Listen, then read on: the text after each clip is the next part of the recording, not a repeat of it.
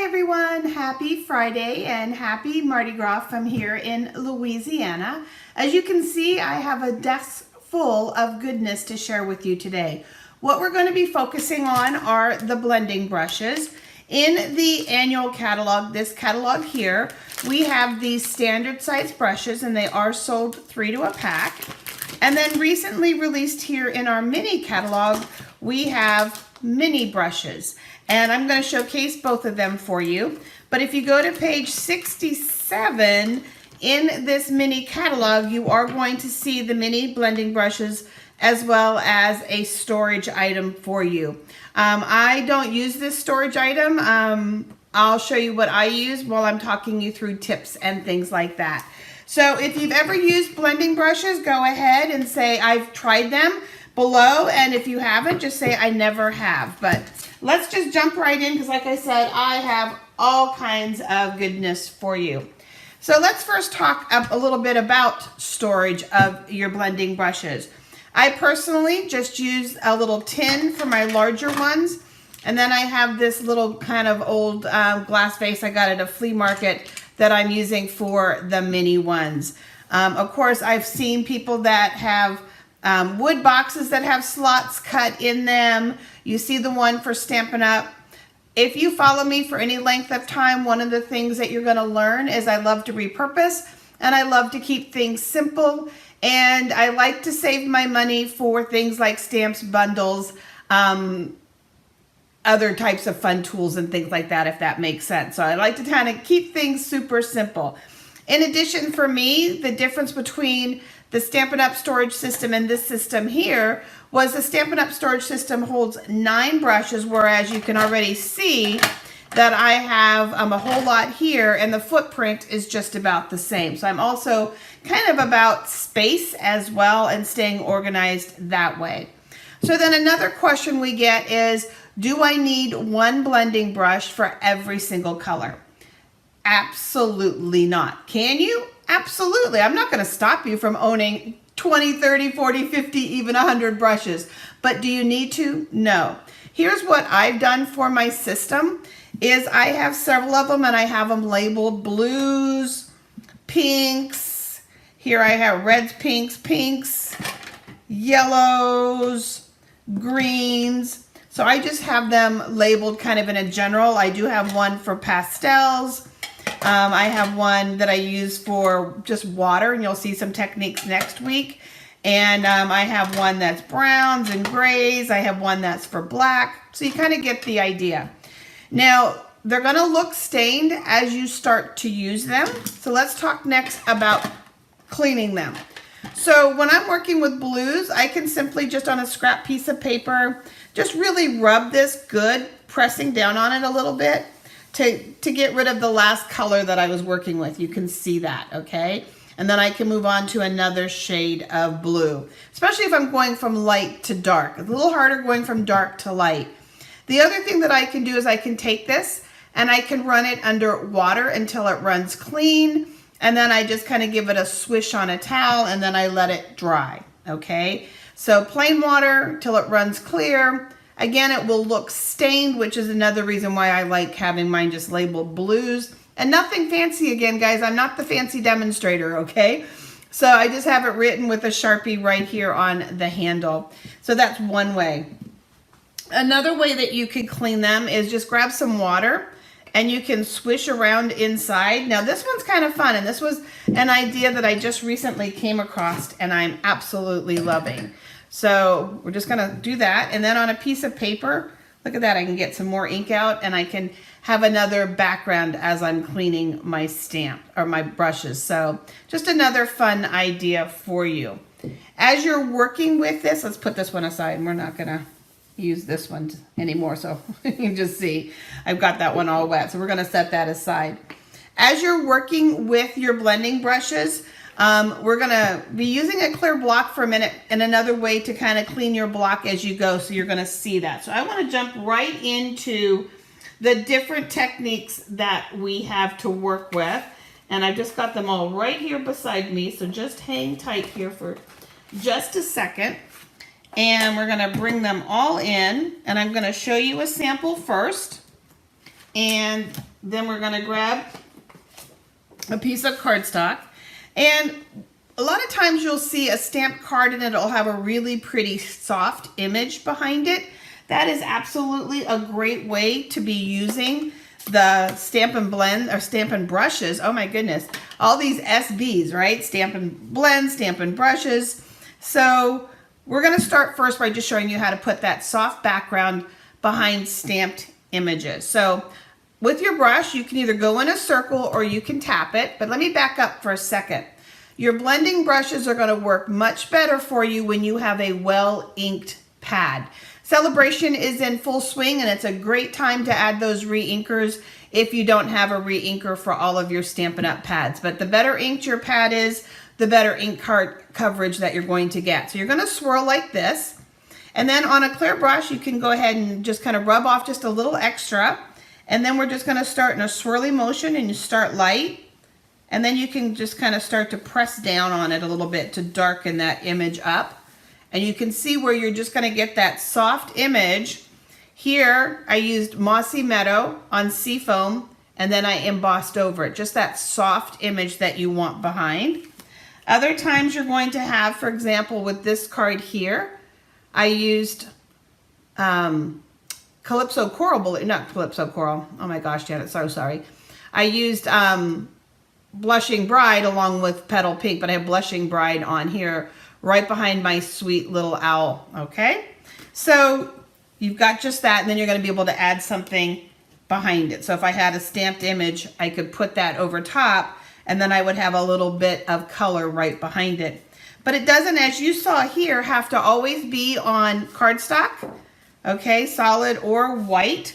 You can also do the same thing on designer paper. So let me grab, there it is, right in front of me. If you could see the stash of things I have beside me in little piles so that I can show you some fun things, you'd be smiling. So let's put that aside.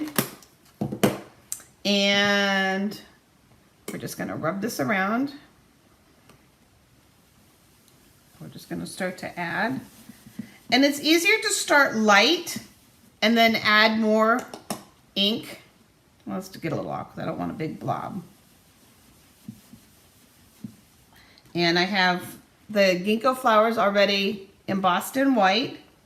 And if I put those on there, now you can see that pretty little bit, and this is designer paper, okay? So you're able to put that image right behind. So just that little extra bit of color, instead of having the sharpness of a die cut circle, a die cut square, some other little die cut label or something like that, you can go ahead and just add a little bit of soft color right behind, whether it's on designer paper, solid color cardstock, or on our basic neutrals, vanilla white work well, or shimmer white, even vellum and things like that. So along those same lines, let's show you something else. Keep it going. Let's close this up and let's bring in a different type of ink. This is our craft white ink, and got a brand new one ready to go. Let's just use this. There it is, it's white. So make sure your pad is well inked, and the craft white is a little sticky. So what I found is I really have to kind of put my hands down and secure it good. And this one I found I don't have to tap off or anything like that. Okay, it's just a little bit of a different kind of ink. And I'm going to be able to add just a nice soft white background, just a little bit of white. And now I can take my embossed image and I'll just have that shadow of white. What's also fun is on your darker cardstocks, if you want to do something kind of like a spooky Halloween scene or something, this is a great way to add a little bit of that color to your basic black cardstock as well. So you're going to be able to use even your craft white and get that image behind it. So one of the most basic ways, again, that people are using the blending brushes is just to soften a little piece of background behind a stamped image. And some of these ones that I'm doing partially, if you pop back this evening, they'll be finished and posted here on the Facebook later this evening. This will get washed the exact same way that I told you, either by rinsing it clean, swirling it in a cup water, whatever you can do to get water on it and rinse it really clean. If you don't wash it, especially with your craft white or if you're working with Versamark, it'll stiffen and it'll get hard. So you definitely want to make sure that you're rinsing that. And I've got a bit of time. It's not going to go hard while I'm sitting here doing this video. But again, well-inked pads make a difference for you. So let's move some of this over and let's keep on going with some fun ideas for you. Another way that you will see people working with the brushes is with stencils, or in the Stampin' Up! Catalog, we call these masks. So you can use prepared stencils, okay? Or you can also create stencils with different dies. And I simply, after I've created my stencil, I store them in a clear mount stamp case and it just says dies and then it says stencils. So I use die cuts. For example, we have a die that creates a cloud edge. We're going to use that one in a second. A lot of times you'll see a soft circle. So I just die cut a couple of different size circles from the layering circles dies, and I have those to work with. If I don't actually want to use the openings on this, but I want those soft circles again. So I just keep mine, okay, instead of reinventing them. And whenever possible, I try to use the thick cardstock to create my paper samples. They last a little bit longer. And the reason why I say is when possible, sometimes your really, really detailed dies are a little harder to cut out of thick cardstock. But for some of your basic edges, we're just gonna go ahead and use the thick cardstock, and that seems to work good. So, and your dies your mask from Stampin' Up! Will also fit in a clear mount stamp case. I keep those separate in a clear case that says mask. Stampin' Up! Does sell these cases to a pack. They are like, I can't live without them. I'm not gonna lie, I just can't live without them. So where's my one that's grays? Did I bring a gray pad? Yes. So let's just pretend like it's a gray cloudy day since I managed to get the blue one wet. We're gonna just roll it around. Again, you can tap it off on paper, but you can also use a clear block, and there's a fun little extra bonus for this one at the end, okay? And now you're just gonna start to swirl over. And now I can pick it up and I can go a little darker, just real close to the edge of that. And you can see where you've got that cloud. So, and again, let's flip this over while I've got the gray out. It doesn't really matter. We'll pick some of that up. We'll get rid of it. And we'll just go over this. And I'm going to show you here in a second why we take a little bit off. Because a lot of times when you first put it down, it picks up a dark piece of ink. And that doesn't always swirl out so nice. But look at that little stencil. Again, if you're wondering sometimes, on layered cards, that little extra softness, that little extra pattern that's there, they're doing it with blending brushes, they're doing it with masks, they're doing it with dies that they created, with stencils that they created with dies. But let me just use this scrap here. So if I put this on and I just start, so you can see I can get that little dark piece. Even if I start soft, a lot of times I can get that. So it's just easy to either tap a little off or use your clear block to get rid of some of it. And again, you can always come back and add more color. So you can definitely work with stencils. Here's one that's finished, and if you look up in the card, you can see the clouds behind it. So I did the clouds on the top half of this one, and that's where those nice soft clouds come in, is with the stencil that I just showed you, that decorative edge. And then this is one of the newer stencils that Stampin' Up! Has in the mini catalog. And it's a two-step one, so we use two different colors. But you can see that softness. It doesn't have the lines that a stamp would have around the edges and things like that. So stenciling, again, gives you that nice, soft background. So that's definitely an option there for you, is to play with stencils, whether you create your own or you go ahead and use the mask that Stampin' Up! Has. So another thing that you can do is what you saw me post about the other day, and that's alter our designer papers, okay? Designer paper is paper that has a print And all designer paper can be altered. All you're gonna do is just take your brushes and different colors and you're gonna just start to color away. You saw the kitty that I posted, and in this case, two of the followers, Lisa and Amy, both channeled Lisa Frank's colors. Here I did do some Mardi Gras colors. We'll be having some fun. Here I just did browns. You can see that I'll be doing another kitty card. I'm loving those little kitties. This reminded me of a mermaid tail. So you can definitely start and work on these. When you're working with anything that has metal, what you want to do is similar to what we'll do during the resist time. Let's do a sassy pink animal print. How about that, right? Pinks and reds. And in this case, I'm gonna start off the paper and just start to work my way on it. And I'm gonna do pretty much the whole thing. Let's bring this back in here. We gotta stick around to the end to find out about that little extra bonus with the clear block. And you can go as dark and light as you want. I can go ahead and come back in and darken up some of the spots.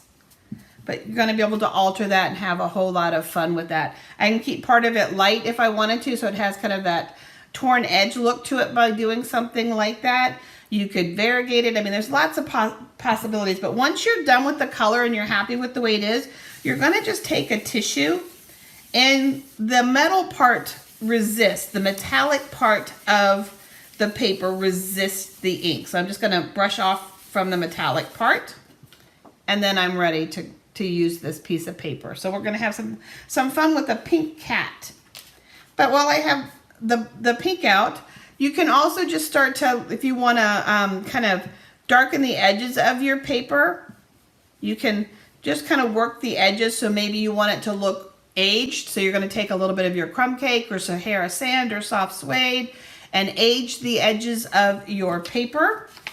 You can also just work in, and you can cover prints.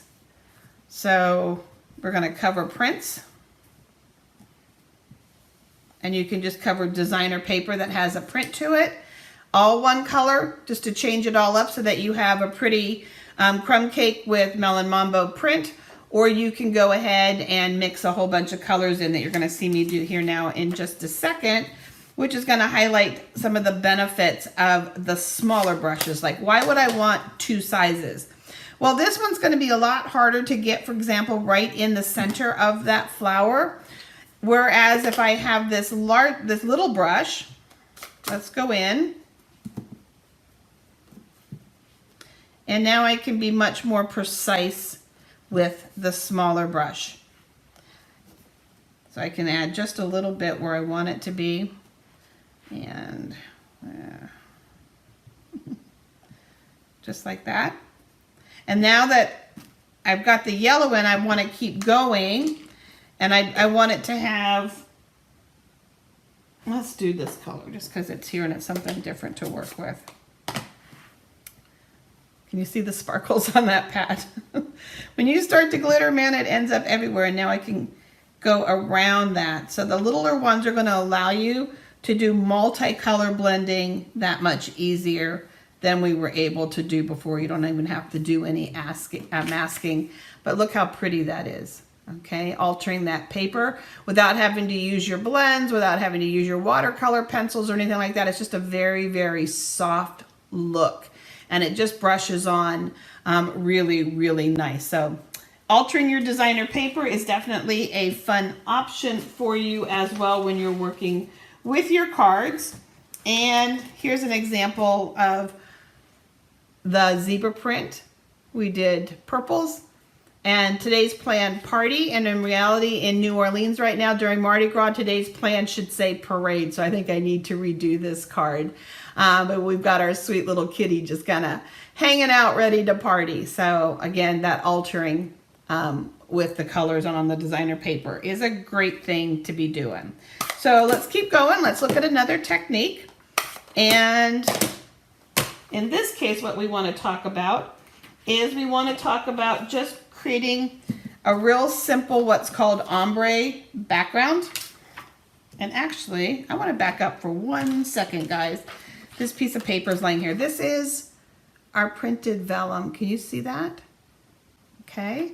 And sometimes you want the words or the images on those printed vellum to pop just a little bit more. You still want to use it maybe against a white background. But if I work my ink across it, and I can do all kinds of colors. I just grabbed the gray because that brush was right here and real handy. But I can change that color up. It's hard to, let me see if I can lay it against something to show you here for a second. So I can make the writing on that pop up a little bit more. So you can definitely also use it on your vellum. So basically any paper it can be used on, okay? The only thing that you wouldn't use it on is a solid foil piece because it's not going to have anything to stick to, okay? It's just going to come right off.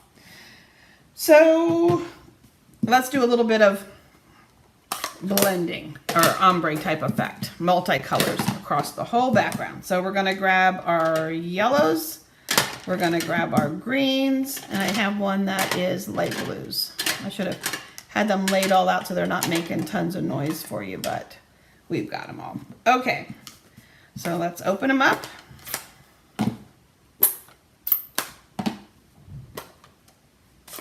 And in this case, I'm going to start from the bottom up.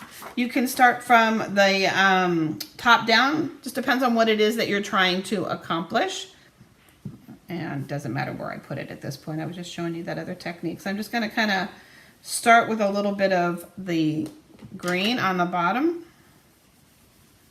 And I'm going to work my way up. You can do this with shades of one color. So I could do Melon Mambo real heavy, then Melon Mambo kind of medium, and then Melon Mambo light. In this case, I've chosen 3 colors to work with. And it may not look like it, but I am starting off to the side. And then the more that you press down, the darker it's going to get. If you start real light, you've got the ink at the bristles. As you start to press down, you're going to get those deeper colors.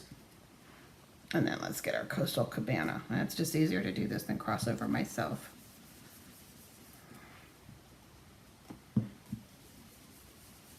So you're just going to have those 3 different colors. And then you can go ahead and take your image and ink it up. Let's do that real quick just so you can see the finished, semi-finished project. Like I said, I'll have them all posted this evening for you.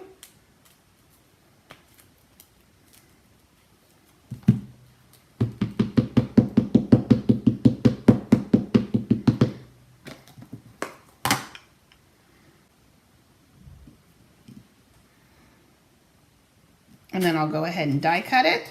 But may the road rise up. So you've got your, and I did it because it said covered in sunshine and it's the road, and we just kind of moved our way up. So you can add multiple colors behind a stamped image as well. So let's keep on going. We have another fun technique for you. And then of course I'll have even more for you next week. There are so many things that you can do with these blending brushes, guys. They're absolutely amazing.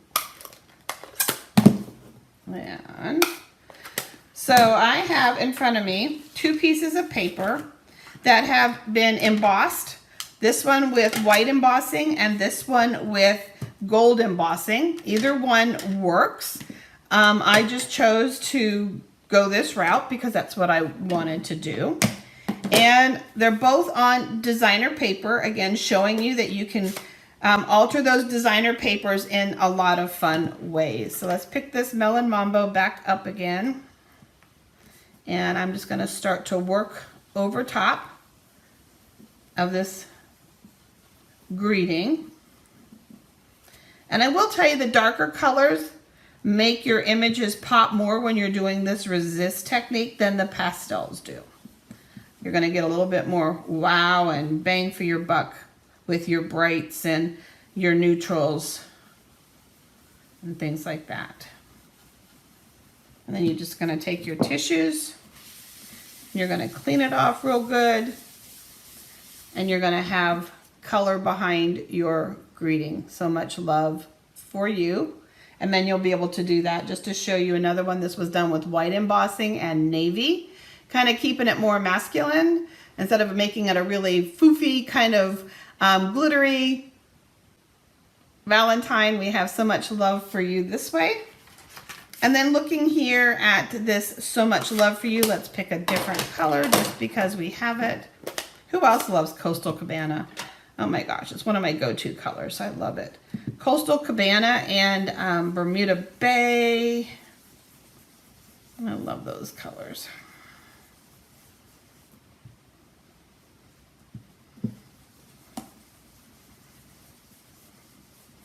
And it's just a fun way to make things pop right off of your designer paper. And this kind of negates a whole lot of layering and things like that. So you can just do something, oops, like this.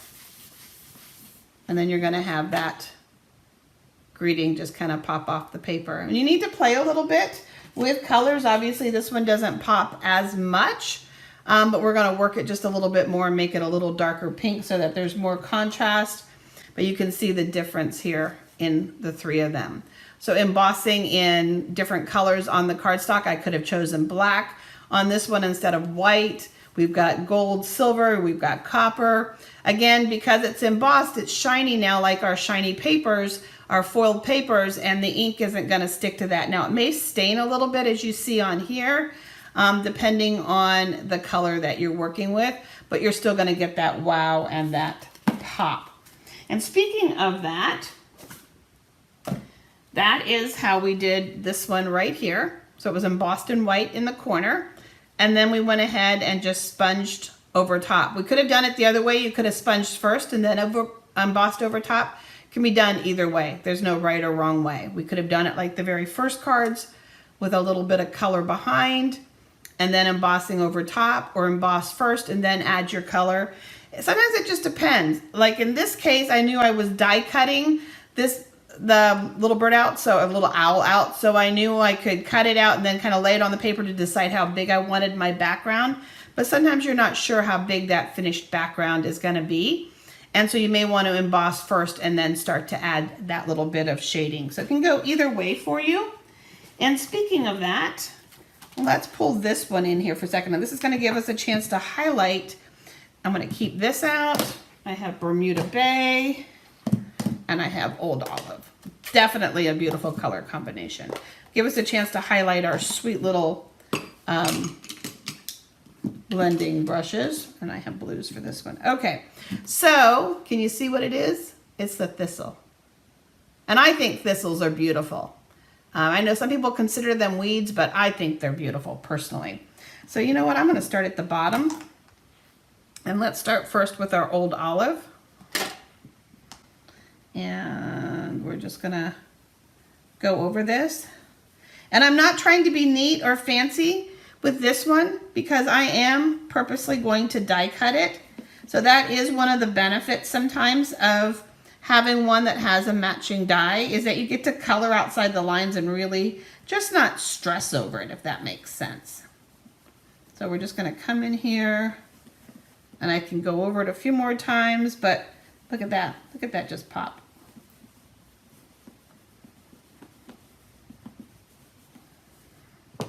And let's just take that off of there.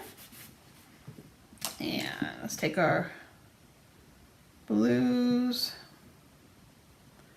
And I can come in here with my smaller brush.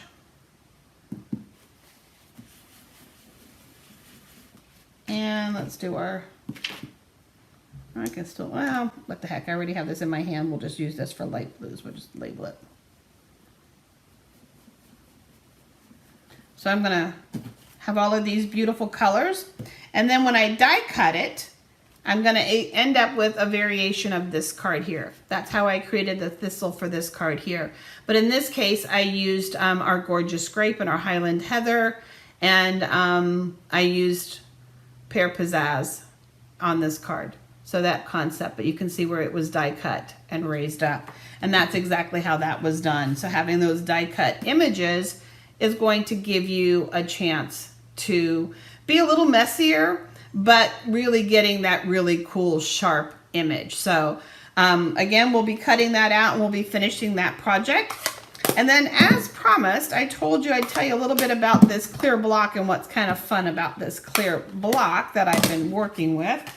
Let's grab another piece of paper and bring it in here. So now I have this clear block.